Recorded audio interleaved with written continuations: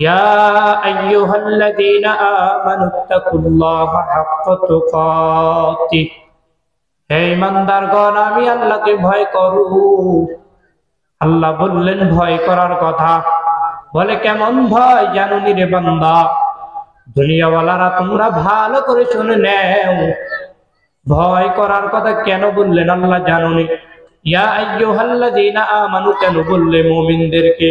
আল্লাহ মুমিনদেরকে বেশি পছন্দ করে, বেশি মহব্বত আর ভালোবাসেন। এজন্য আল্লাহ মুমিনদেরকে বললেন ইয়া আইয়ুহাল্লাযীনা আমানুত্তাকুল্লাহ। আল্লাহ তাআলা কোরআনের মধ্যে 89 বার এই মুমিনদেরকে ডাক দিয়ে বললেন, হে মুমিন, আমি আল্লাহকে ভয় করো, ভয় করো। দুনিয়ার কোন মানুষ কি বলে নাই, মুমিনদেরকে কেন বললেন? একমাত্র কারণ আল্লাহ মুমিনদেরকে একটু মহব্বত করে, ভালোবাসে। এই মুমিনরা তোমরা ভয় করো। বলে কেমন ভয়? বলে আল্লাহর ভয়। এটা এমন একটা ভয় যার ভিতরে আল্লাহর ভয় ঢুকে যাবে, ওই বান্দা দুনিয়া নিয়ে আর ব্যস্ত থাকতে পারে না। ওই বান্দা দুনিয়া কি এটাও বুঝতে দেয় না। ওই বান্দা দুনিয়ার কোনো ফিকির নাই। ওই বান্দার অন্তরে 24টা ঘন্টা রবের ঘর নিয়ে চিন্তা করে। বান্দা নেক কাজ নিয়ে 24টা ঘন্টা ঘন্টা বান্দা পার করে দে। এই বান্দা দুনিয়া বুঝে না। এই বান্দা 24টা ঘন্টা রবের প্রতি মহব্বত ঢেলে দেয়। দুনিয়ার চাকচমত্র বান্দা ভুলে ভুলে রবের প্রতি তাওয়াক্কুল হয়ে যখন বান্দা রবের দিকে অগ্রসর হয়ে যায়, ওই বান্দা তখন খাঁটি ঈমানদার হতে পারে, মুমিন হবে। ওই বান্দা যখন আল্লাহর প্রতি ভয় অন্তরে নিয়ে নিয়ে চলবে, ওই বান্দার ভিতরে তাকওয়ার মেডিসিন তখনই ঢুকতে সম্ভব হতে পারে।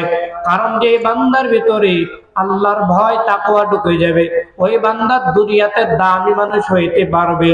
আর যার ভিতরে দুনিয়ার মহব্বত ঢুকে গেল, রবের ভয় নাই, ওই বান্দা কুৎসিত কালেও রবের কিছুই করতে পারে না। আল্লাহ বলে এ বান্দা তুই তাকাইয়া দেখ, আমি আল্লাহ তোর জমিনে এত সুন্দর সুন্দর সুন্দর সুন্দর ভালোভাবে রাখলাম। তুই তাকাইয়া দেখ, আমি আল্লাহ তোর জন্য এত সুন্দর করে রাত্রে বেলা দিলাম, সুন্দর করে করে তোর জন্য দিনের বেলা ব্যবস্থা করে দিলাম। কেন বান্দা জানোনি? তুই বান্দা আমি আল্লাহর গোলামি করে করে মাঝে মাঝে তুই যখন একটু বিশ্রাম নেওয়ার চেষ্টা করবা, এজন্য আমি আল্লাহ তোমার জন্য রাত্রি বেলা করে দিলাম।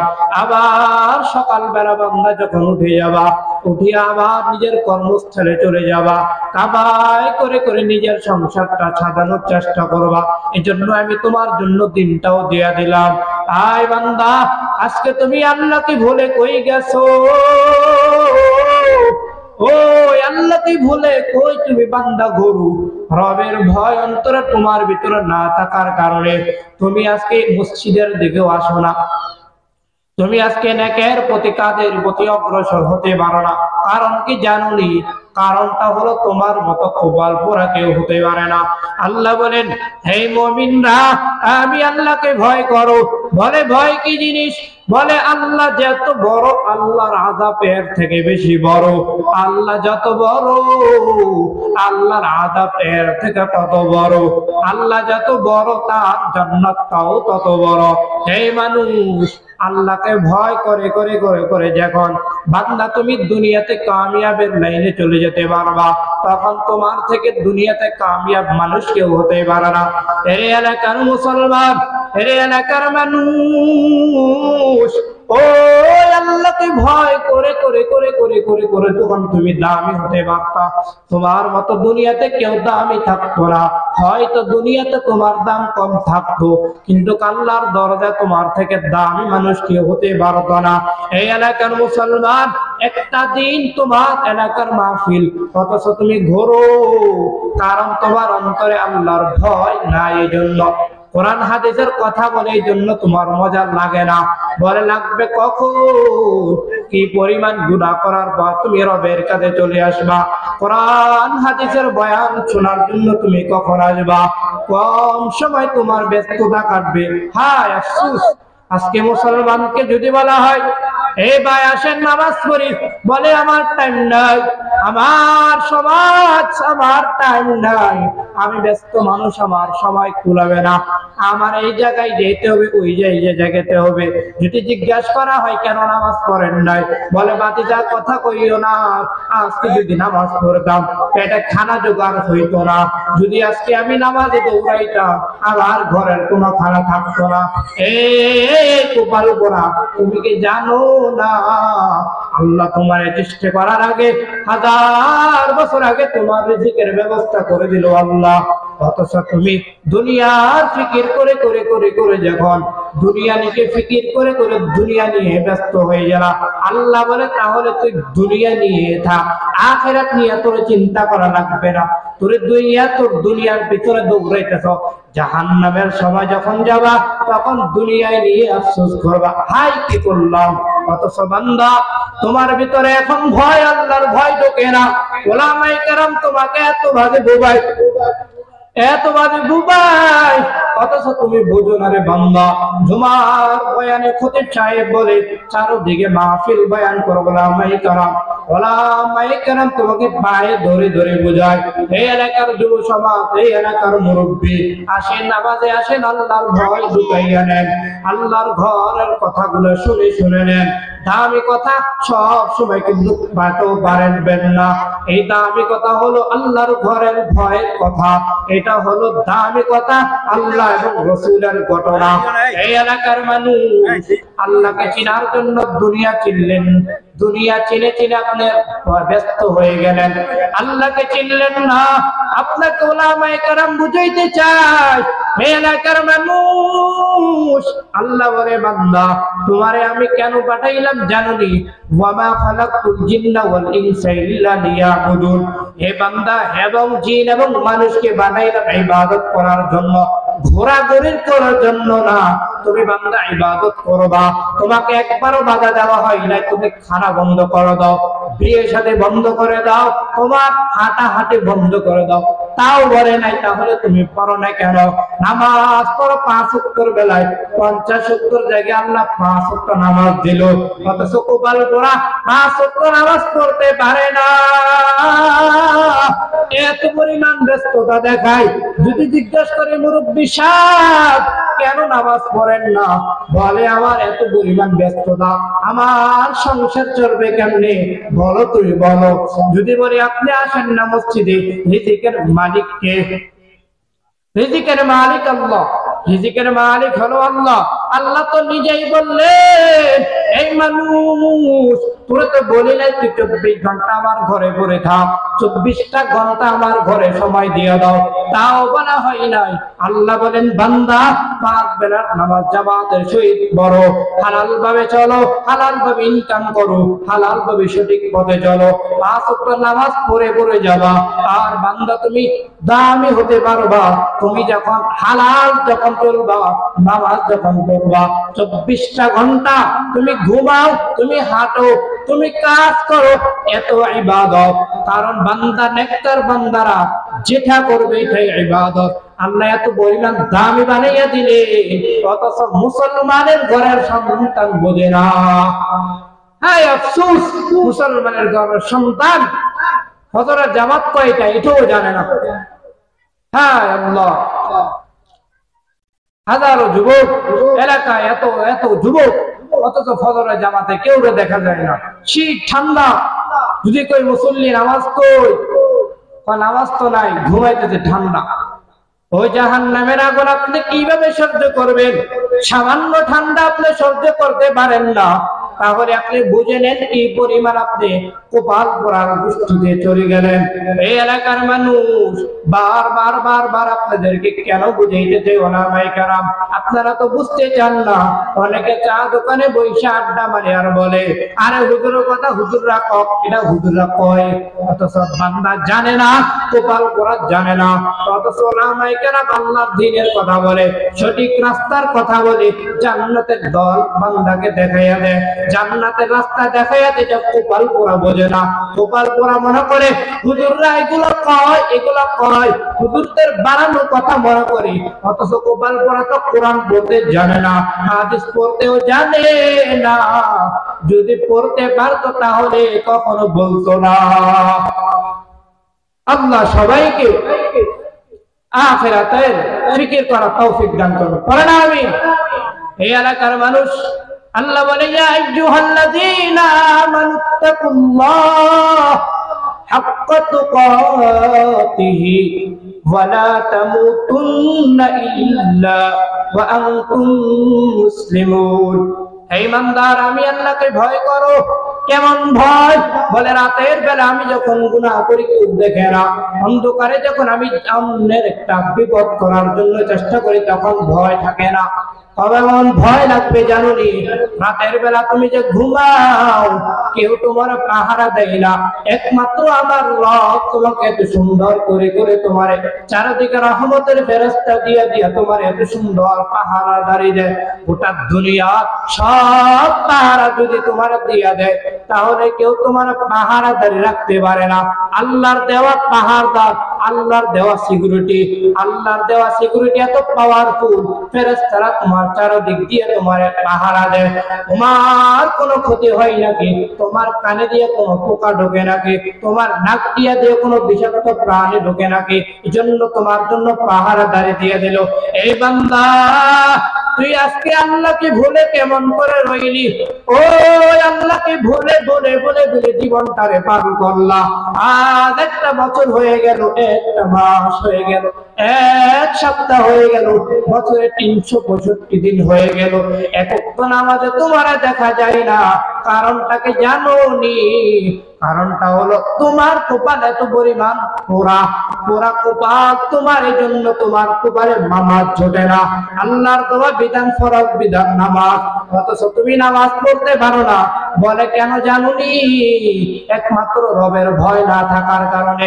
তুমি বান্দা সচ্ছল প্রত্যেক সময় গুনাহের কাজে লিপ্ত হয়ে যাও, গুনাহের কাজ থেকে সরতে পারো না।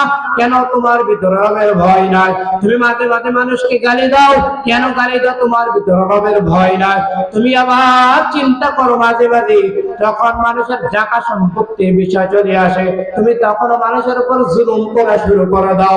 তোমার যখন বিচার যখন করার সময় আসে, তুমি মানুষের উপর হিংসা করে বিচার করো না, জুলুম করো, গরিবের উপর জুলুম করো, বড় লোকের টাকা খাইয়ে তুমি গরিবের উপর জুলুম করো। আল্লাহর কাঠ করা দাঁড়িয়ে তোমার জবাব দেওয়া লাগবে। ভাইবিও না, মরা লাগবে না, একদিন কিন্তু তুমি মরতে হবে। এই চোখ নিঃশ্বাস বন্ধ যখন হয়ে যাবে কেউ তোমারে আর পাবে না। আদরের সন্তান বলো, আদরের বিবি বলো, আদরের আম্মা আব্বা বলো, কেউ তোমার দিকে তাকাবে না। কারণ বলবে তাড়াতাড়ি এর কবর দেও। 1 সপ্তাহ 2 সপ্তাহ, এরপরে আবার ভুলে যাবে। আবার যখন 40 দিন চলে আসবে, বলে একটু মিলাদ পড়াও, মিলাদ পড়াইয়া আবার তোমারে ভুলে যাবে। কেউ তোমার নিয়ে ফিকির করা ভাববে না, কেউ তোমার নিয়ে ফিকির করবো এমন কেউ নাই। তাহলে কি বুঝলেন? এই কথার দ্বারা নিজের ফিকির নিজে করেন, নিজের আমল নিজে করেন, অন্যকে নিয়ে টেনশন করে লাভ নাই। কি করলো কি করলো না, এটা আপনাকে নিয়ে ভাবার কোনো টেনশন করার কথা না। আপনি তো আপনার টেনশন নিয়ে ব্যস্ত, আপনার আমল নামাকে এটাই নিয়ে ব্যস্ত। তাহলে আপনি অন্যকে নিয়ে কি গবেষণা করেন? অথচ তাকাইয়া দেখে আমার দোকানগুলো, আমার চা দোকানগুলোর ভিতরে তাকাইয়া দেখে কত বড় বড় মুরব্বিওয়ালারা লাল দাড়ি সাদা দাড়ি হয়ে গেল, অথচ কপাল পরে আজ পর্যন্ত রবের ভয় কি জিনিস সেটাও বুঝলো না। এক হাতে সিগারেট আর এক হাতে চা পয়সা, অমুক বাড়ির ঘটনা নিয়ে ব্যস্ত থাকে, অথচ তার নিজের ফিকির নাই, অন্যকে নিয়ে মাথায় ব্যস্ত। এত পরিমাণ কপাল পরা হলে হবে না। এই এলাকার মুরব্বী আপনাদেরকে বলিয়া যায়, এই এলাকার যুবক পায়ে ধরে ধরে ধরে ধরে ওলামায়ে কেরাম কি বুঝাইতে জানেননি? একমাত্র কথা কি জানেননি? ওলামায়ে কেরাম কি বুঝাইতে জানেননি? মজা করে করে কথাগুলো হাইসা নিলে চলবে না। তোমরা দূরে থাকলেও কষ্ট হবে না। বছরে মাহফিল একটা, অথচ তোমরা দেখাই যায় না। এই এলাকার যুবকেরা আসো আসো আসো, কোরআনের বাগানে আসো, ওলামায়ে কেরামদের বয়ান শুনে শুনে নিজেকে পরিবর্তন করো। কারণ তোমরা যদি পরিবর্তন হও, ভবিষ্যৎ প্রজন্ম তোমার সন্তানরাও ভালো মানুষ হতে পারবে। তুমি যেমন করবা তোমার ভবিষ্যৎ প্রজন্ম এমন হবে। তাকাইয়া দেখেন, বাপ সিগারেট খায়, ছেলেও সিগারেট খায়, জানেই না। কপাল ভরা এত পরিমাণ। ছেলে কি করে, কার সাথে চলে, কোথায় ঘুরে, কোথায় কোথায় যায়, খবর নাই। অথচ আল্লাহ যদি না করুক, এই বাবা যদি মারা যা, সন্তান দোয়া করা দূরের কথা, সে কবর তাকাবে না, চাইয়া কবর কখনো তাকাবে না। কারণ এটা তার কত কর্ম। সে নিজের সন্তানকে দিনই শিক্ষা দিতে পারে না।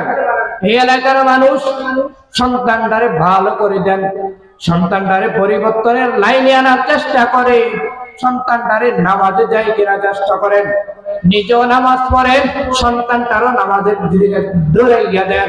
এই সন্তান যাও, তুমি মসজিদে চলে যাও, আমি আসতেছি, যাও। সবাই মিলে যখন নামাজ পড়া শুরু করবে, এলাকার ভিতরে আর দুর্নীতি থাকবে না, এলাকার ভিতরে সন্ত্রাস থাকবে না, এলাকার ভিতরে খারাপ লোক আর জন্মাতে পারবে না। সব ঘরের গাইডিয়ান যদি এক হইয়া যা, নামাজের ভিতরে যদি অগ্রসর হইয়া যা, হালাল পথে যখন চলে যাবে, তখন এলাকা কন্ট্রোল করার জন্য কোনো চেয়ারম্যান লাগবে না, কোনো মেম্বার লাগবে না, বাহির থেকে কোনো কাউকে আইনে বিচার করা লাগবে না। সবাই যদি নিজে সৎ হইয়া যা, তাহলে এলাকা সমাজ সুন্দর একটা অসাধারণ আপনি উপহার দিবেন। আপনার ঘর থেকে আপনি যদি উপহার দেন দেশকে এবং আপনার গ্রামকে, তাহলে আপনি সুন্দর সমাজ পাবেন। যদি বলেন না না আমিও যা করব আমার সন্তানরাও তা করবে, তাহলে আপনি ভাইবা নিয়ে চিন্তা করে নিয়ে, আপনি মরার পর যত গুনাহ করবে, যত অপকর্ম করবে আপনার সন্তানেরা, এর থেকে গুনাহ কিন্তু আপনার কবরে যেতে থাকবে, এর থেকে সওয়াবও কিন্তু যেতে থাকবে। আপনি ভালো কাজ করাইলে সন্তানরা দিয়া, তাহলে আপনার কবরে ভালো কাজ যাবে। যদি আপনার সন্তানটারে আপনি পথে দেখাইয়া দেন, উল্টা পাল্টা রাস্তায় ছেড়ে দেন, তাহলে মনে রাখবে কবরে যাইয়া আফসোস করে করে করে জীবনটারে পোষ করে দিবে। চিন্তা করবেন, হ্যাঁ সন্তানটারে রেখে আসলাম, কি করে না করে, নামাজ নাই, রোজা নাই, হ্যাঁ দুনিয়ার ফিকির। সন্তানটারে স্কুলে পাঠাইয়া কয়েক বছর পড়ালেখা করাইয়া বিদেশে পাঠাও, চরিত্র কেমন, নামাজ আছে, রোজা আছে, ন্যায় কামল চিন্তা নাই, চিন্তা এগুলো কোনো মাথায় নাই। আল্লাহ সবাইকে হেদায়েত দান করুন, পড়েন আমিন। আল্লাহ বলে, ইয়া আইয়ুহাল্লাযীনা আমানুত্তাকুল্লাহ, হে ঈমানদারগণ আমি আল্লাহকে ভয় করো। একদিন ওমর রাদিয়াল্লাহু তাআলা খলিফাতুল মুসলিমিন হযরত ওমর হঠাৎ করে সফরের উদ্দেশ্যে রওনা দিল। যখন রওনা দিল, হঠাৎ তিনি একটু কষ্ট ভোগ করা শুরু করলো। এখন তিনি জিরানোর জন্য একটা জায়গায় স্থানে তিনি বসে গেল। এক সাহাবী বকরি নিয়ে চড়াচ্ছে। ওমর রাদিয়াল্লাহু তাআলা ডাক দিয়ে বলে, হে বকরি, সকাল আমার একটু দুধ পান করাইয়া দাও। তখন ওই রাখাল উত্তরে বলল, হে ওমর, আমি তোমারে দুধ কেমনে দিব, রাখালটা তো আমার না, এটা হলো আরেকজনের বকরি, আমি তোমারে কেমনে দিব, বলো তুমি, আমি তোমারে কেমনে দিব, এটা আর আমার মালিকের, এটা হলো আমার মালিকের বকরি, আমি তোমাকে কেমনে দিব, আমাকে অনুমতি দেয় না তোমাকে দেওয়ার জন্য, যদি অনুমতি দিতাম তুমি তোমাকে দিয়ে দিতাম, কারণ কেউ দেখে না। এবার ওমর রাদিয়াল্লাহু তাআলা আনহু মজা করে বললেন, হে রাখাল, তুমি আমাকে দিয়া দাও, সাথে আমি তোমাকে কিছু হাদিয়া দিব। রাখাল বলল, না না না, আমি তোমাকে কেমনে দিই, ইয়া হাদা ফাইনাল্লাহ, হে ওমর, দুনিয়ার কেউ দেখে না, কেউ জানে না, অথচ একজন কিন্তু দেখে, তিনি হলেন আমার রব। দুনিয়ার কেউ তাকায়া দেখে না, মালিকও কিন্তু দেখে না, বকরির মালিক কিন্তু দেখে না, আমি আমার কাছে ক্রয় করতেছি দেখতে পারে না। আমি যদি মালিকের কাছে যাইয়া বলি, হে মালিক, আপনার বকরিরা জঙ্গলের কিছু পশু প্রাণীরা খেয়ে ফেলছে, আমি আপনাকে কেমনে জবাব দিব? তখন ওমর রাদিয়াল্লাহু তাআলা আনহু ডাক দিয়ে বলে, হে রাখাল, তোমার মতো যদি মানুষ হতো তাহলে কোশ্চিনকালে মুমিনদের আমানত খেয়ানত হতে পারবো না। এর এলাকার মুসলমান আসেন আজকে থেকে ওয়াদা করেন, ফজর পড়বেন, 5 ওয়াক্ত নামাজ জামাতের সহিত পড়বেন, নিজেও পড়বেন, নিজের সন্তানটাকেও পড়ার মতো আগ্রহ দিবেন। নিজেও পড়বেন না, নিজের সন্তান দ্বারাও বলবেন না। তাহলে তোমার মতো বদনসিবওয়ালা কেউ নাই, তোমার মতো নাফরমান জমিনে কেউ নাই। অথচ তুমি 24টা ঘন্টা রবের দেওয়া নিয়ামত উপভোগ করো, 24টা ঘন্টা রবের দেওয়া নিয়ামত খাও, রবের দেওয়া পানি, রবের দেওয়া সূর্যের আলো, রবের দেওয়া চাঁদের আলো, রবের দেওয়া দিন, রবের দেওয়া রাত, রবের দেওয়া বৃষ্টি, সব উপভোগ করে করে যখন বান্দা তুমি নিজেকে তালাইয়া নাও, তখন কি চিন্তা করো না ওই আল্লাহ যে তোমার এত সুন্দর করে করে করে দুনিয়াতে বানাইলেন, এত সুন্দর তোমার দুনিয়াতে চালাইতেছে, অথচ তুমি রবের প্রতি কি ভয় তোমার ভিতরে দেখা যায় না? আল্লাহ বলেন, এই মানুষ, আমি আল্লাহর ভুলে কে তোমারে বলাইলো? হে মানুষ, আমি আল্লাহরে কে তোমার থেকে ভুলাইয়া দিল? বলো আমি কি দোষ করলাম আমি আল্লাহরে তুই ভুলিয়া গেলি? হে মানুষ, আমি আল্লাহর কি ভুল বল তুই আমি আল্লাহর ইবাদত করতে চাও না? আল্লাহ তোমার এত সুন্দর দুনিয়া দিল, এত সুন্দর তোমার দিয়া দিল, অথচ তুমি রবকে চিনলা না, রবের ভয় তোমার অন্তরে ঢুকলো না। কারণটা কি জানো নে? কপালটা এত পরিমাণ পোড়া, রবের ভয় না থাকার কারণে নেকের কাজ তুমি করতে পারো না।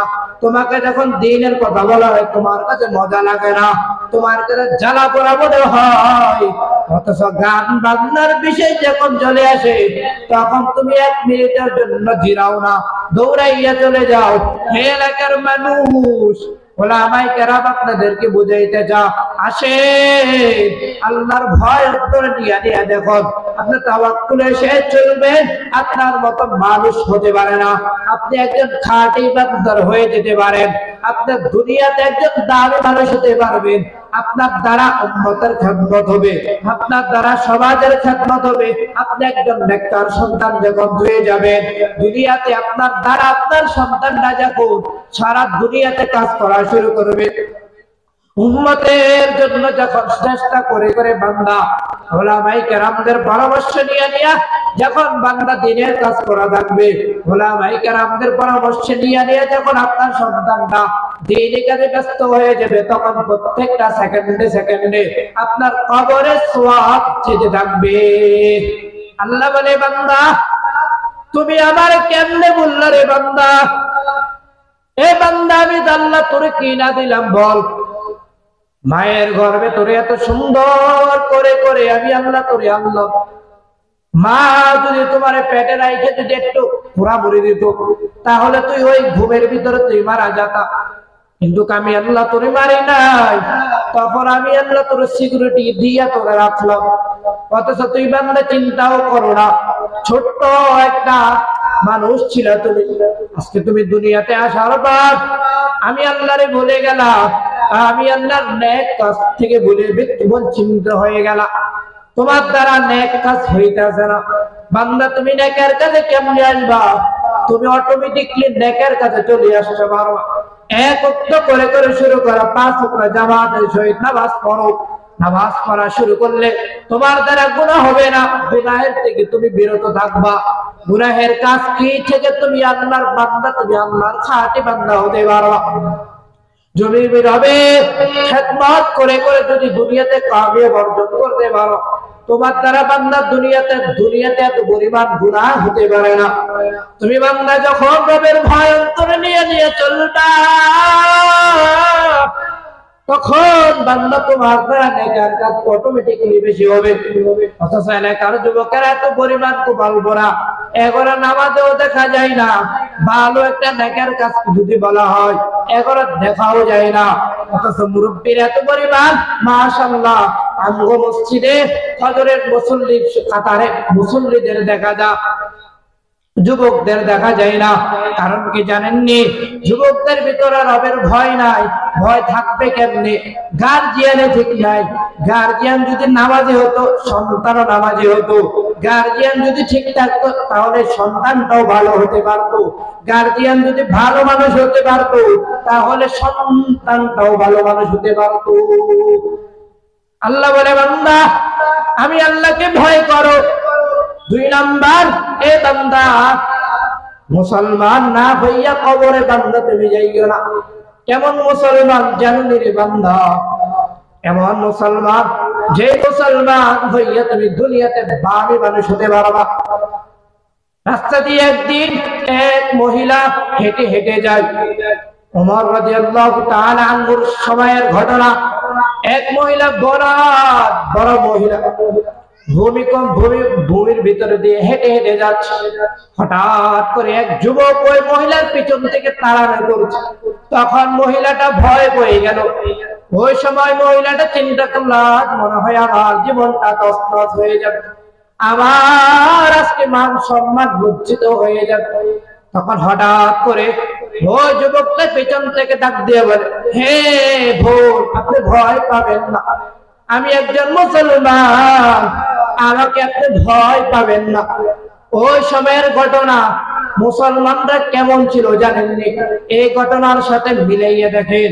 মুসলমানের ঘরের সন্তান ডাক দিয়ে বলে, হে বোন, আমি মুসলমান, কোনো ভয় নেই আপনার, আপনাকে আপনি সহি সালামতে আপনার জায়গা গন্তব্যে পৌঁছাইয়া দেব, আপনি ভয় পাবেন না, চলেন আপনাকে আমি পৌঁছাইয়া দেব বাড়ি পর্যন্ত। ওই আল্লাহর বান্দা তখন বাড়ি পর্যন্ত দিয়া চলে আসলো। কি বুঝাইতে চাইলাম? ওই সময় ছিল অশ্লীলতার জীবন। ওই সময় ছিল ভয়ঙ্কর কাফেরদের ভয় ছিল নারীদের ভিতরে। নারীরা তাদের সতীত্ব রাখতে পারতো না, একে একে রাস্তায় বাইর হতে পারতো না। এখন জওয়ানরা, যুবকরা যখন রাস্তা দিয়ে হাঁটতো, তখন তাদেরকে ভয় পেত মানুষরা। এই আল্লাহর বান্দা, এই ঘটনার দ্বারা কি বুঝাইতে চাইলাম জানেননি? একমাত্র আল্লাহর ভয় যদি আপনার ভিতরে ডাকে, খাঁটি মুসলমান যদি হতে পারেন, আল্লাহ বলে খাঁটি মুসলমান না হইয়া কবরে বান্দা আইসো না। খাঁটি মুসলমান কারা? বলে আল্লাহর ভয় যাদের ভিতর আছে, এরা হলো খাঁটি মুসলমান। তারা হলো ইমানদার, তারা হলো দামি মানুষ। এই বান্দারা, তোমরা রবের প্রতি অগ্রসর হইয়া যাও, মসজিদ মুখী হইয়া যাও। অথচ মসজিদ এক মুসল্লি না, মুসল্লি কই? বলে শীতের ভিতরে ঠান্ডা পানি ওযু বানাইতে কষ্ট হয়, এই জন্য মুসল্লি পাওয়া যায় না। ঘরের ভিতরে নামাজ নাই, নামাজ উঠে গেল মনে হয়। অথচ বান্দা, তোমার কি পরিমাণ অগ্রসর, তোমার ভিতরে নবীর আদর্শ দেখা যায় না। নবী এত কষ্ট করে করে বলেন, হাসরের ময়দানে যখন নবীজি সাল্লাল্লাহু আলাইহি ওয়াসাল্লামের হাতে উম্মতের আমলনামা দেওয়া হবে, তখন নবী বলবে, উম্মত, তোর কি মায়া লাগে না? আমি ওই উহুদের ময়দানে দন্দান মোবারক শহীদ করে দিলাম। ওই উহুদের ময়দানে আমি কি পরিমাণ কষ্ট করলাম। আমি এশারার পরে যখন জামাতে দাঁড়াইতাম, এশারার জামাত শেষ করিয়া আমি নফল নামাজ শুরু করতাম ফজর পর্যন্ত। হে উম্মত, তোর কি মায়া লাগে না? নবীজি যখন এশার থেকে যখন নবীজি ফজর পর্যন্ত নফল ইবাদত করত, নবীজির পাও মোবারক ফুলে ফুলে যাইতো। এই আল্লাহর বান্দারা, ওই নবীর প্রতি মহব্বত কি অন্তরে কি নাই? ওই দুনিয়াতে তুমি থাইকা কবরে যখন যাবা, তখন নবীর মহব্বত ছাড়া, নবীর সুপারিশ ছাড়া জান্নাতে কোশ্চিনকালেও যেতে পারবা না। যে বান্দারা নবীর উম্মত হতে পারবা, খাঁটি উম্মত, ওই বান্দারা ছাড়া কোশ্চিনকালেও জান্নাতে যেতে পারবা না। এই আল্লাহর বান্দা, তুমি দাঁড়াইয়া দুরূদ পড়লে সওয়াব, আর আমি বইসা পড়ি, এতে কোনো বিচ্ছিন্ন না। যে করে না তারে নিয়ে কোনো মাথা ব্যথা নাই। কে দাঁড়াইয়া পড়লো, কে বইসা বললো, তারে নিয়ে তোমার এত পরিমাণ টেনশন। কে টুপি লম্বা টুপি বললো, কে লম্বা টুপি ছোট টুপি বললো, তারে নিয়ে তোমার মাথা ব্যথা। অথচ যে পড়ে না তারে নিয়ে কোনো মাথা ব্যথা নাই। কে নামাজ পড়ে, কে পড়ে না, কে পরে সুন্দর করা, কে আবার ভালো করে পড়ে না, তারে নিয়ে তোমার এত টেনশন। অথচ যে পড়ে না তারে নিয়ে তোমার কোনো টেনশন নাই। অথচ তোমার ভিতরে মুমিনের আলামত দেখা যায় না। এটা তো মুমিনের আলামত হতে পারে না। তুমি নামাজ পড়ো, যে পড়ে না তারা ডাক দিয়ে আনো, দাওয়াত দিয়ে আনো, ভাই চলেন আজকে নামাজ পড়ি। একসাথে বসে আছেন নবীর সাহাবায়ে কেরামদের আলোচনা করি। সাহাবায়ে কেরামরা যখন সবাই পেতেন, অবসর পেতেন, তখন চা দোকানে বসে আড্ডা দিত না, চা দোকানে বসে বিড়ি টানতো না, চা দোকানে বসে চায়ের আড্ডা ভগ্ন হতো না। তারা সবাই পেলে বলতো, এ সাহাবী ভাই বসে, আমরা একটু আজকে ইমানটাকে চর্চা করি, ইমানটাকে আজকে একটু শক্তিশালী করি, চলেন আমরা নবীকে নিয়ে একটু ঘটনা শুরু করে দিই। অথচ সাহাবায়ে কেরাম এত পরিমাণ নবীর প্রতি এত পরিমাণ মহব্বত ছিল। অথচ তাকাইয়া দেখেন, আমরা নবীর উম্মত নামে আমরা বলি, কিন্তু কামের বেলায় নবীর সুন্নাত দেখা যায় না। তোমার মুখে দাড়ি কই? বলে দাড়ি তোমার মুখে দেখা যায় না কেন? তোমার ভিতরে নবীর সুন্নাত তো এটা না। নবীর সুন্নাত উম্মতি হলো তারা যার মুখে নবীর সুন্নাতের দাড়ি আছে। তুমি আজ বলো আমার কি বয়স হয়েছে নাকি? তুমি নাউজুবিল্লাহ, তুমি বলো তোমার বয়স হয়েছে নাকি? তোমার মুখ থেকে যেই দিন থেকে দাড়ির পশম উঠে যাবে, ওই দিন থেকে তুমি দাড়ি রাখবা। দাড়ি কাটলে তোমার নবীর সুন্নতকে তুমি অপমান করলা, নবীর এক একটা সুন্নতকে তুমি জবাই করলা। এই বান্দারা, এই এলাকার মানুষ, কি বুঝাইতে চাইলাম জানেননি? একমাত্র নবীর আদর্শটাকে ফলো করেন, দুনিয়ার যত ফলো করবেন দুনিয়ার সব আদর্শ হলো নাপাক, দুনিয়ার সব চাকচমত্র হলো নাপাক। সব থেকে আদর্শবান, সব থেকে দামি চরিত্রবান হলো আমার নবী। আমার নবীর আদর্শ হলো দামি। সব দুনিয়ার যত আদব আছে, দুনিয়ার যত স্টাইল আছে, সব হলো নাপাক। আমার নবীর স্টাইল হলো দুনিয়ার সব থেকে দামি। অথচ যুবকদের দিকে তাকাইলে বোঝা যায় চুলটার একবার এইরকম করে, একবার আরেক রকম। নাপিতের কাছে যাইয়া বলে এক একটা কাটিং দাও, কপাল পরা জানে না, নাপিত তো কাটিং দিতে জানে না। অথচ যেই জানে না সেই যে মুসলমান, এক একবার এক এক রকম ভাবে ভাবে চুল কাটে, নবীর আদর্শ মানে না। তাহলে বলেন এরা কেমনে মেহাদির সন্ন্যাত ভেবে, এরা দাজ্জালের অনুসার আর কিছু হতে পারে না। এই নওজোয়ান তোমাদেরকে বলি ভাইয়া, বলে তোমাদের এক আদর্শ ভাই, তোমার এক ছোট ভাইয়া হিসেবে তোমার জানাইয়া দিই, নবীর আদর্শটাকে ফলো করো, নবীর সুন্নাত গুলা নিজেকে ভিতর অন্তরে ঢুকাইয়া নাও। শুধু নবীর উম্মত বলে বলে দাবি করবা, আর নবীর উম্মত বলে বলে তুমি স্লোগান দিবা। স্লোগান দিলে হবে না, তোমার ভিতরে নবীর সুন্নাত দেখা যেতে হবে। নামাজের সময় তুমি সুন্নাত আদায় করতে হবে। তুমি বান্দা নবীর আদর্শটাকে যখন ফলো করে করে করে বান্দা তুমি যখন চলবা, তখন অটোমেটিক্যালি তোমার ভিতরে রাসূলের সুন্নাত তরিকা যখন তোমার ভিতরে ঢুকে যাবে, তখন তুমি বান্দা, তখন বোঝা যাবে তুমি নবীর খাঁটি উম্মত। তোমারে দেখা যায় না, নবীর অপমানে তোমারে দেখা যায় না। নবীর অপমানে নাস্তিকরা নবীকে নিয়ে গালি দেয়, অথচ তোমারে দেখা যায় না। তুমি স্লোগান দাও নারায়ে তাকবীর আল্লাহু আকবার, অথচ তোমারে নবীর আশিক দাবি করো। খাওয়ার শেষে মিষ্টি পান করাইটার সময় তুমি এক নম্বর নবীর আশিক, অথচ জিহাদের ময়দানে তোমারে দেখা যায় না। নবীর অপমানে মানে তোমারে দেখা যায় না।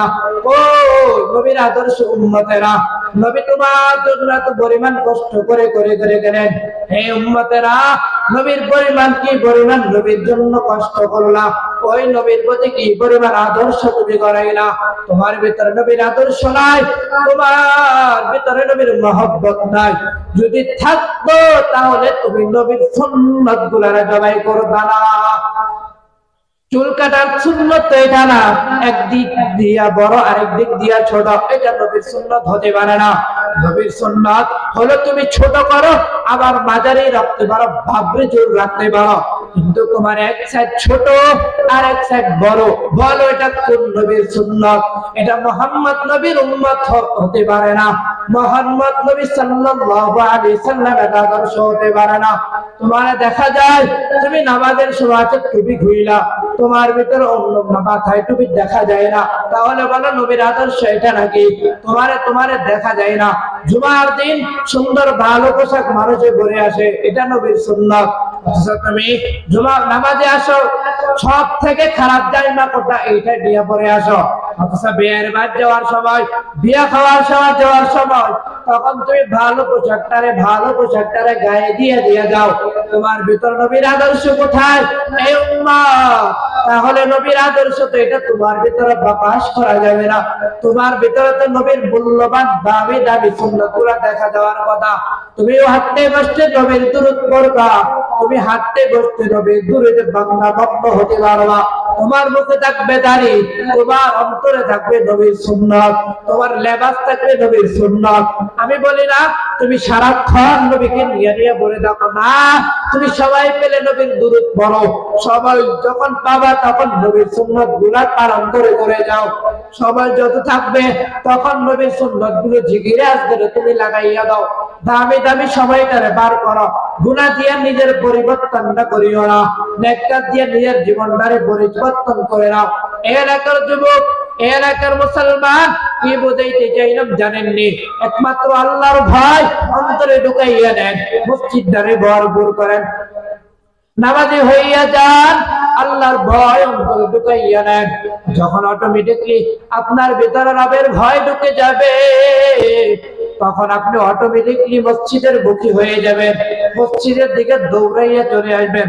আপনারা কেউ আর বলা লাগবে না, আজান দিবে আপনি আর কোশ্চেন কানের দোকানে বসে থাকতে পারেন না।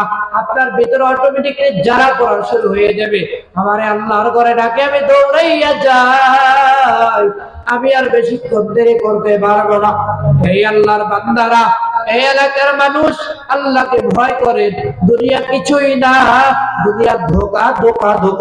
আপনি আজকে মারা গেলে 2 দিন পরে আপনার খবর কেউ নেবে না।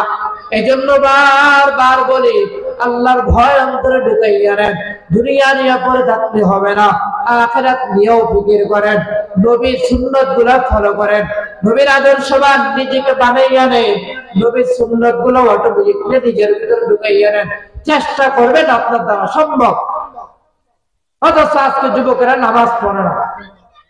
80 বছরের মুরব্বী, 50 বছরের মুরব্বী 11 যদি বলা হয় এশা থেকে আপনি ফজর পর্যন্ত নফল ইবাদত করেন, পারবে বলেন? সম্ভব? চেষ্টা করলেও সম্ভব না। অথচ নওজোয়ান, এদেরকে দিয়ে সম্ভব। এরা চেষ্টা করলে সব পারে, এরা চেষ্টা করলে যৌবন থেকে তারা 5 ওয়াক্ত নামাজ পড়তে পারে, পড়ে না। বেহুদা, সবাই নষ্ট, সারাদিন ঘুরে আড্ডা, হাসি তামাশা, ব্যস্ত দুনিয়া নিয়ে, আল্লাহকে নিয়ে ফিকির নাই। সেটা মরবে এটাও তার মাথায় নাই। কারণ কি জানেন? তার অবহেলা। আল্লাহ সবাইকে আখিরাত মুখী করার তৌফিক দান করেন, আমিন। আল্লাহ সবাইকে আখিরাতের প্রতি মন ঢিল অন্তর ঢুকাইয়া দেখ, করেন আমিন। আখিরাতের ফিকির সবার অন্তরে ঢুকাই দেখ, করেন আমিন। আল্লাহ বলে বান্দা, তোরে দুনিয়াতে ঘোরার জন্য পাঠাই না, ইবাদত করার জন্য পাঠাইলাম। আমি আল্লাহ বললাম আফা হাসিবতুম আন্নামা খালাকনাকুম আবাসা ওয়া আন্নাকুম ইলাইনা লা তুরজাউন। এই বান্দা তুমি কি ভেবেছো আমি আল্লাহ করে অনার্থক সৃষ্টি করেছি? না, তুই কি ভেবেছো আমি আল্লাহর দরজায় আসতে হবে না? না, তোমার ধারণা ভুল। আমি আল্লাহ তোরে অনার্থক সৃষ্টি করে নাই। ওয়া মা খালাকতুল জিন্না ওয়াল ইনসা ইল্লা লিয়াবুদুন। আমি মানুষ বানাইলাম, ইনসান বানাইলাম, জিন বানাইলাম কেন জানোনি? আমি আল্লাহর ইবাদত করার জন্য। আল্লাহ কি বলছে যে খানার জন্য বানাইছে, কাজ করবার জন্য বানাইছে? আল্লাহ কে বলেন নাই। আল্লাহ বলে বান্দা তোরে বানাইলাম ইবাদতের জন্য, তোরতে আমি আল্লাহ অন্য কোন কাজের জন্য বানাই নাই। তারপর আমি বাধা দেই নাই, মানাও করি নাই। তোরে বললাম বান্দা তুই সব করো, দুনিয়াদারি সব কাজকর্ম করো, হালাল ভাবে চলো, 5 ওয়াক্ত নামাজ নিজেকে অটোমেটিকলি জামাতের সহিত পড়ো। তোমার প্রত্যেকটা ইবাদত সওয়াব আর সওয়াব। তুমি খানা খাইলেও সওয়াব, কাজকর্ম করলেও সওয়াব, যেখানে থাকবে সেখানে সওয়াব। যদি নামাজ পড়ো, যদি মুমিন হতে পারো, তাহলে তোমার প্রত্যেকটা কাজে সওয়াব। করেন না সুবহানাল্লাহ। আল্লাহ তাআলা সবাইকে 5 ওয়াক্ত নামাজ পড়ার তৌফিক দান করুন, করেন আমিন। আল্লাহ বলে বান্দা তোর কি মরা লাগবে না? তুই কি আমার কাছে আসবি না রে বান্দা? তুই কি তাকায় দেখো না, যে বান্দা দুনিয়াতে আসার আগে বেশিক্ষণ দেখতে পারে না, মায়ের গর্ভে আসার আগে মৃত্যু হয়ে গেছে। মৃত্যুর কোনো গ্যারান্টি নাই। অথচ নওজোয়ানরা এত পরিমাণ মোবাইলে আসক্ত, সারা দিন 24 ঘন্টা মোবাইল মোবাইল মোবাইল, নামাজ ছেড়ে সবাই মোবাইল, সারাক্ষণ গান বাজনা সিনেমা নিয়ে ব্যস্ত। এগুলো ডাক দেওয়ার মতো অভিভাবক নাই, এরা অভিভাবকরাও ব্যস্ত। কারণটা কি জানেননি? বলে কপাল পোড়া, এত পরিমাণ হয়ে গেল, এদের অভিভাবকরাও নিজেরা নিয়ে ব্যস্ত। অভিভাবক টেনশন কি মাথায় জানেননি? ওরাটারে বড় করবো, বড় কইরা ওরাটারে একটা কাজে লাগাবো, একটা কাজ শিখাইয়া তারপরে বড় দামের একটা অঙ্ক নিয়া সুদের কারবার চাষ করবো, সুদের কারবারে টাকা নিয়া বিদেশে বানাবো, বিদেশ থেকে আইনা তারপর বড় একটা বিল্ডিং দিব। তারপরে কি জানেননি? তারপরে হলো ঘরে একটা সোফা ঢুকাবো, তারপরে হলো কম্বল ঢুকাবো। যা আছে ব্যস্ত। দুনিয়াটা পাইছে কি? সামান্য একটা ভাত তরকারি, পাঙ্গাস মাছ, সোফা খাট, এইটা হলো দুনিয়াটা। তার দেহে আখেরাত আছে, ব্যস্ত, তাই দুনিয়া নিয়ে ব্যস্ত। যদি জিজ্ঞাসা করে চাচা কেমন আছে, বলে ভালো নাই।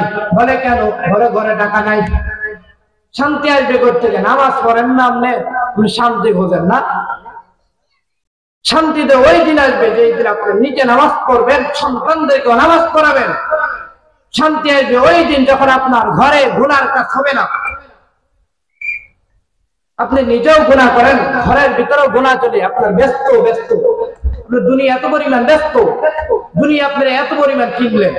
এক আল্লাহ ওলি বলেন, দুনিয়া যারা দুনিয়া দুনিয়া করে, আমার শেখ মাওলানা মুফতি আনিস রহমান আশ-শারীফ দামাত বারাকাতুহু হুজুর বলেন, উদাহরণ স্বরূপ যদি সমুদ্রের ভিতরে বড় এক সমুদ্রের ভিতরে একটা সুই পালানো হয়, কি পালানো হয়? সুই পালানো হয়। ওই সুইয়ের ভিতর যদি সুইটা পালাইলে আবার উঠানো হয়, ওই সুই থেকে যে পরিমাণ পানি উঠবে, সমুদ্রের পানি শেষ হয়ে যাবে। বলেন, সমুদ্রের পানি শেষ হয়ে যাবে। অথচ সমুদ্র সরিষার পরিমাণে পানি শেষ হবে না, ওই সুই থেকে যে পরিমাণ পানি উঠবে। আলেমরা বলেন, যে দুনিয়া নিয়ে ব্যস্ত, দুনিয়া দুনিয়া করে, আল্লাহ বলে যে দুনিয়া করে তার এই সামান্য পরিমাণ দুনিয়া পাবে। আর যে আখিরাত নিয়ে ব্যস্ত, তার গোটা দুনিয়া আমি আল্লাহ দিয়ে দিলাম। সুবহানাল্লাহ বলেন। এজন্য আল্লাহ বলেন, আখিরাত মুখী হও বান্দা। তোমারে বলি নাই তুমি ঘর করো না, বিল্ডিং করিও না, ফাঙ্গাস মাছ খাইও না, এটাও বলে নাই। সোফা করে আনিও না, এটাও বলে নাই। দুনিয়াদারি যা সব করো, কিন্তু নামাজের বেলা নামাজ পড়ো, হালালের সময় হালাল করো। হারামও করবা, নামাজও করবা, তাইলে লাভ নাই। যদি হারামও করো, নামাজও পড়ো, কোনো লাভ নাই। সারা জীবন বন্দেগী নামাজ পড়বেন, নামাজ পড়তে পড়বে কোপালটারে গৈসা কারা করবেন, নামাজে কোশ্চিন কারো লাভ হবে? বলেন, কোশ্চিন কেন নামাজের সমস্যা? কারণ আপনার নামাজের সমস্যা কেন? আপনি নিজে হালাল নাই, নিজে হারাম ব্যবস্থা করেন না, হারাম পথে চলে চলে আপনি জিন্দেগিটা বরবাদ করলেন। আর নামাজও পড়েন, হাজিও করলেন, আবার আপনি হজ করলেন 4-5 বার। তাহলে বলেন, আপনার হাজি যে হজ করলেন, হজ কবুল হইবনি? কেমনে হইব? আপনি হারামের টাকা চলেন, সুদ নিয়ে ব্যস্ত। আপনি বলেন আপনার ইবাদত কেমনে কবুল হবে? আল্লাহ বলে, বান্দা তোমার সৃষ্টি করার আগে আমি আল্লাহ তোরে এমনি পাঠাই নাই, তোরে পাঠানোর আগে আমি আল্লাহ রিজিকের ব্যবস্থা করে দিয়েছি। এই দুনিয়াতে আসার আগে বহুত বছর আগে আমি আল্লাহ রিজিকের ব্যবস্থা করে দিলাম। তুই কেমনে ঘুমাবি? বলে হুজুররা কয় যে আল্লাহর পথে চললে নাকি টাকা মনে হয় ঘরে চলবে না, টাকা ঘরে চলে আসবে, এটা ওলামাই কেরাম বুঝতে চাই না। তুমি দুনিয়াদারি ফিকির করো, দুনিয়াদারি কাজকর্ম করো, তোমারে কর্ম করতে হবে। তোমারে কেউ বলে নাই 24 ঘন্টা মসজিদে বসে থাকো, জিকির আজকার করো, নামাজ পড়ো, এটারে তুমি কোনো আলেম তোমারে বলে নাই। তোমারে ওলামাই কেরাম বলে 24 ঘন্টা তুমি রবের ইবাদতের ভিতরে মাত্র 5 ওয়াক্ত নামাজে তুমি যখন দৌড়াইয়া চলে আসবা, এতেই তোমার ইবাদত। প্রত্যেকটা কাজ করবা হালাল ভাবে, সবের ইবাদত। প্রত্যেক সময় ইবাদত করা লাগে পুরো 24 ঘন্টা। বলেন, আপনাদের কাজ ব্যস্ততা আছে, কাজ করবেন, কাজের ফাঁকে ফাঁকে নামাজ পড়বেন, কাজের ফাঁকে ফাঁকে দুরূদ পড়বেন, কাজের ফাঁকে ফাঁকে জিকির করবেন।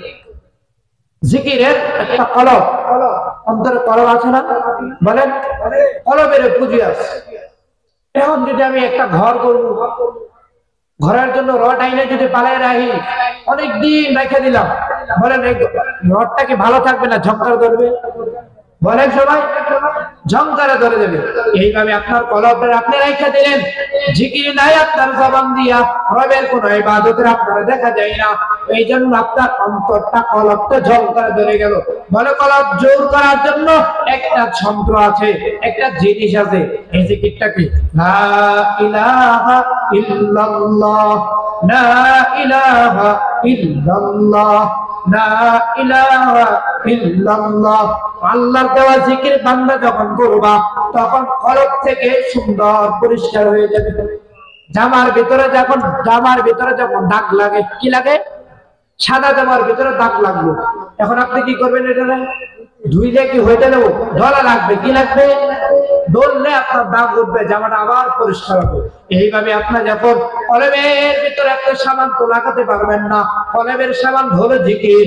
জিকির যখন আপনি অটোমেটিকলি করা শুরু করে দিবেন, তখন অটোমেটিকলি আপনার কলবটা পরিষ্কার হয়ে যাবে। তাহলে জিকির করলে লাভ না খরচ? বলেন। আল্লাহ তাআলা সবাইকে নেকের কাজ বেশি বেশি করার তৌফিক দান করে। করেন আমিন। আজ এত সুন্দর একটা মজলিস কেমনে পাইলেন? সুন্দর একটা সুন্দর মজমা, লাইট, প্যান্ডেল, মাইক, এত সুন্দর। একমাত্র গ্রামবাসীর অক্লান্ত পরিশ্রম, টাকা দিয়ে, দুধ দিয়ে, পরামর্শ দিয়ে আল্লাহ তাআলা যারা করেছেন, আল্লাহ সবাইকে কবুল করে। করেন আমিন। দুনিয়াতে শান্তি, আখিরাতে তাদের মুক্তির ব্যবস্থা করে দেন। করেন আমিন। এই এলাকার মুসলমান বয়ান শুধু অন্য এলাকা থেকে মানুষ আসলে শুনলে হবে না, আপনারাও শোনা লাগবে। বছরে একদিন মাহফিল, অন্য এলাকা থেকে মানুষ আইলে শুনবে, এটার জন্য মাহফিল করেন নাই। সবাই আসবে, এই এলাকার মানুষ থাকবে, সবাই মাহফিলে আসবে। যারা আসবে এরা মেহমান, আপনারা হলেন এলাকার মানুষ, তাহলে আপনারা সবার আগে থাকা দরকার। উলামায়ে কেরাম বয়ান করবে, আপনারাও আমল করবেন, উলামায়ে কেরামরাও বলবে আমলের কথা। যদি আপনি আল্লাহর পথে যেতে চান, উলামায়ে কেরামদের সোহবত লাগবে। কি লাগবে বলেন? উলামায়ে কেরামদের সোহবত ছাড়া তাকওয়া ঢুকবে না। বলেন তাকওয়া কি? আল্লাহর ভয়। তাকওয়া কি? আল্লাহর ভয় কেমনে ঢুকাবেন? বলে আমি নামাজ পারি না, নামাজ কেমনে পড়ে এটাও জানি না, কয় রাকাতে কয়টা রুকু এটাও জানি না, সূরা ফাতিহাও জানি না, তাহলে আপনি কেমনে শিখবেন? আল্লাহ বলে, হে বান্দারা, তোমরা উলামায়ে কেরামদেরকে ফলো করো, আল্লাহ ওয়ালাদের সোহবতে যাও, ভালো ভালো মানুষদের কাছে চলো। খারাপ বন্ধুর সাথে চললে কি ভালো কাজ শিখা যায়? বলেন। ভালো মানুষের সাথে চললে ভালো কাজ করা যায়, খারাপ মানুষের সাথে চললে কিন্তু খারাপ কাজ। তাহলে আপনাকে বলা হলো, আপনি ভালো বন্ধু অপমান করেন, আপনার বন্ধু আপনি কেমন, ভালো নাকি খারাপ? মুরব্বীদের বন্ধু আসেনি নাই? হ্যাঁ, মুরব্বীদেরও বন্ধু আছে। অনেক বন্ধু আছে দেখবেন, তাদেরকে ভালো বন্ধু চলো আজকে না ওই মাহফিলে যাই, বলো আজকে ওই মসজিদের বয়ান চলে, আমরা একটু শুনে আসি। এরা হলো একটা। আর কিছু বন্ধু আছে, চলো আমরা চায়ের আড্ডা একটু সবাই কাটা একটু চলো, বলে কি বলে না? আল্লাহ তাআলা সবার অন্তরে আল্লাহর ভয়, তাকওয়া আমাকে এবং আপনাকে আমল করা তৌফিক দান করুন। করেন আমিন। ওয়া আখিরু দাওয়ানা আলহামদুলিল্লাহি রাব্বিল আলামিন। আসসালামু আলাইকুম ওয়া রাহমাতুল্লাহ।